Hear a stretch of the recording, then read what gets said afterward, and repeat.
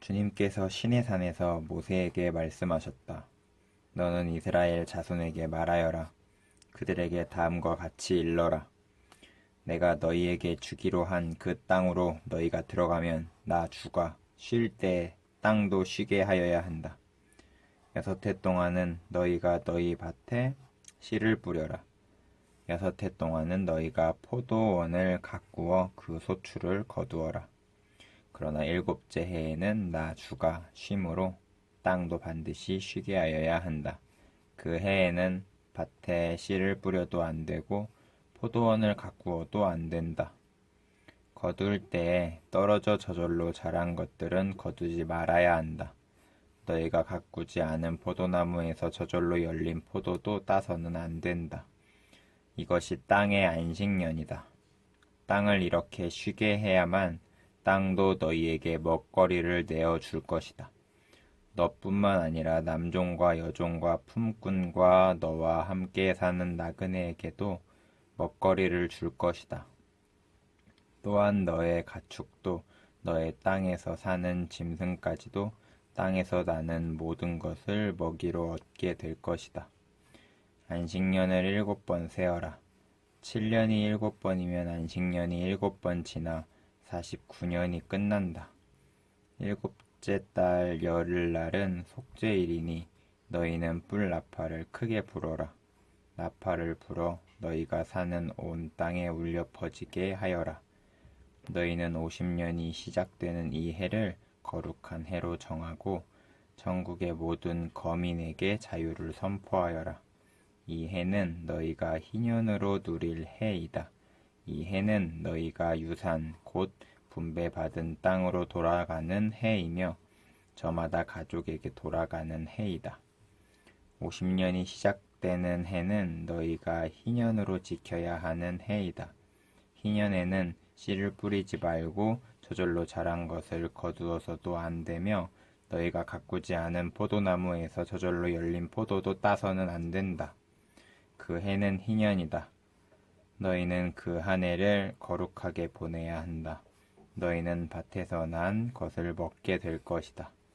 이렇게 희년이 되면 너희는 저마다 유산 곧 분배받은 땅으로 돌아가야 한다.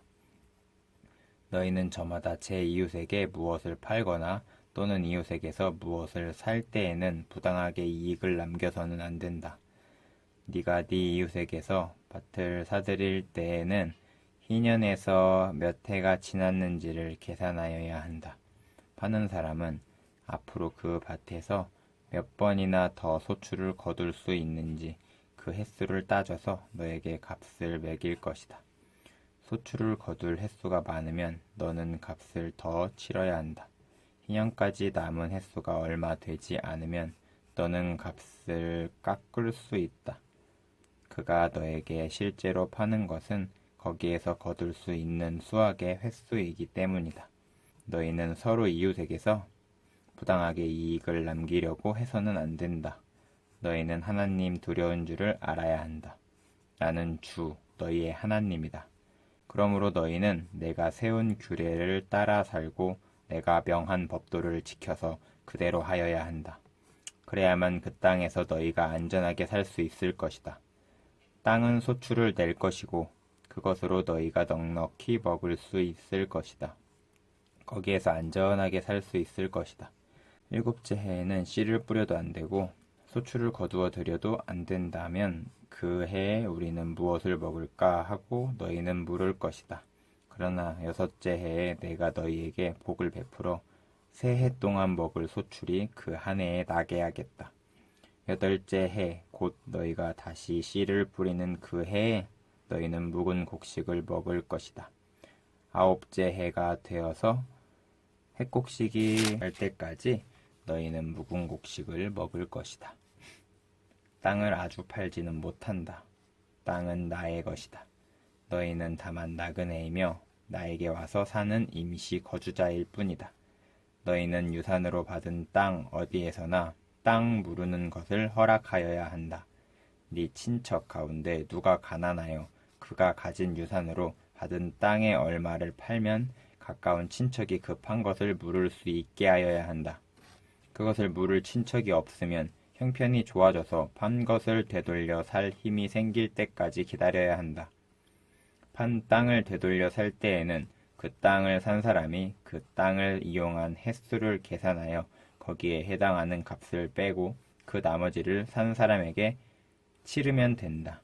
그렇게 하고 나면 땅을 판 그 사람이 자기가 유산으로 받은 그 땅을 다시 차지한다. 그러나 그가 그 땅을 되돌려 살 힘이 없을 때에는 그 땅은 산 사람이 희년이 될 때까지 소유한다. 희년이 되면 땅은 본래의 임자에게 돌아간다. 땅을 판 사람은 그때에 가서야 유산, 곧 분배받은 그 땅을 다시 차지할 수 있다. 성곽 안에 있는 집을 팔았을 때에는 한 해 안에는 언제든지 되돌려 살 수 있다.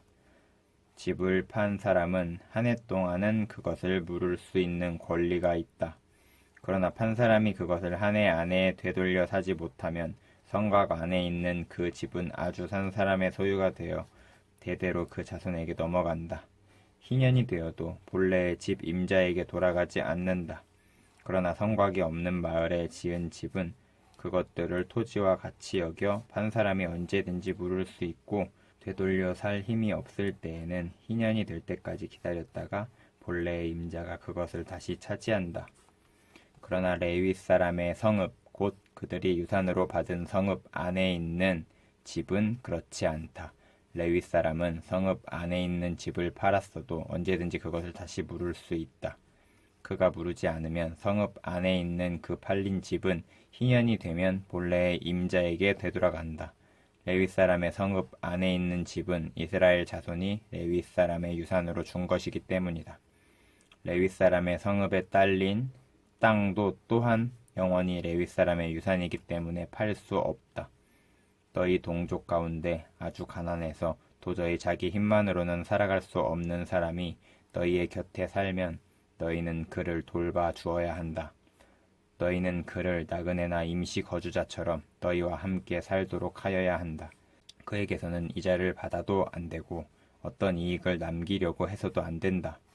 너희가 하나님 두려운 줄 안다면 너희의 동족을 너희의 곁에 데리고 함께 살아야 한다. 너희는 그런 사람에게 이자를 받을 목적으로 돈을 꾸어 주거나 이익을 볼 셈으로 먹거리를 꾸어 주어서는 안 된다. 나는 너희의 하나님이 되려고 너희에게 가나안 땅을 주고 너희를 이집트 땅에서 이끌어낸 주 너희의 하나님이다. 너희 곁에 사는 동족 가운데서 누군가가 가난하게 되어서 너희에게 종으로 팔려왔어도 너희는 그를 종 부리듯 해서는 안 된다. 너희는 그를 품꾼이나 임시 거주자처럼 너희의 곁에서 살도록 하여야 한다. 너희는 희년이 될 때까지만 그에게 일을 시키다가 희년이 되면 그가 자식들과 함께 너희를 떠나 자기 가족이 있는 조상에게서 받은 유산의 땅으로 돌아가도록 하여야 한다.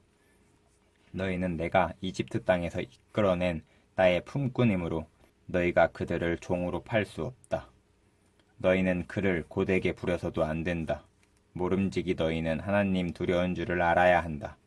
너희가 남종이나 여종을 두려면 너희의 주변에 있는 여러 나라에서 남종이나 여종을 사들일 수 있다. 너희는 또 너희와 함께 사는 외국인 거주자의 자손 가운데서나 너희 땅에서 태어나서 너희와 함께 사는 그들의 가족 가운데서 종을 사서 너희 소유로 삼을 수 있다. 너희는 또 그 종들을 너희의 자손에게 영원한 유산으로 물려줄 수도 있다. 바로 이들은 너희가 종으로 부려도 된다. 그러나 너희의 동포 이스라엘 자손들끼리 서로 고되게 부려서는 안 된다. 너희와 함께 사는 나그네 신세된 외국 사람이나 임시 거주자 가운데는 부자로 사는 사람이 있는데 마침 그 이웃에 너희의 동족이 살고 있다가 가난하게 되어서 그 외국 사람에게나 너희와 같이 사는 임시 거주자에게나 그 가족 가운데 누구에게 종으로 팔렸다고 하자. 종으로 팔려간 다음이라 하더라도 그는 종으로 팔릴 때 받은 값을 되돌려주고 풀려날 권리가 있다. 그의 친척 가운데 누군가 값을 대신 치르고 그를 데려올 수 있다면 삼촌이나 사촌이 그를 데리고 나올 수 있고 그의 가문에 속한 살부치가 그를 데리고 나올 수도 있다. 그 사람이 넉넉하게 된 뒤에 스스로 그 값을 치르고 나올 수도 있다. 그 경우에 그는 종으로 팔렸던 그 해로부터 희년이 될 때까지의 햇수를 자기를 산 사람과 함께 계산하여 그 햇수에 따라 돌려줄 값을 정하여야 한다. 그 가운데서 그가 주인을 섬기며 일한 기간은 그가 이미 주인에게 일을 하여 준 기간이므로 값의 일부를 치른 것으로 계산하여야 한다. 아직 희년까지 남은 햇수가 많으면 남은 햇수만큼 많이 내고 나와야 한다. 그는 종으로 팔릴 때에 받은 몸값에서 그 집에서 일한 햇수의 품삯을 떼낸 나머지를 무르는 값으로 치르면 된다. 희년까지 남은 햇수가 얼마 되지 않으면 그 햇수를 따라서 그만큼 적게 치르면 된다. 이때에도 그는 일한 햇수와 남은 햇수를 자기를 종으로 산 주인과 함께 계산하여 무르는 값을 정하여야 한다. 주인은 그를 해마다 고용하는 것으로 하고 그를 품꾼으로 대접하여야 한다. 어떤 주인이라도 그 종을 심하게 부려서는 안 된다. 위에서 말한 여러 가지 방법 가운데 어느 하나라도 풀려날 길이 없다 하더라도 희년이 되면 그는 풀려날 수 있다. 자기만이 아니라 자식들도 그와 함께 풀려난다. 이스라엘 자손은 나에게 속한 나의 품꾼이기 때문이다. 그들은 내가 이집트 땅에서 이끌어낸 나의 품꾼이다. 내가 주 너희의 하나님이다.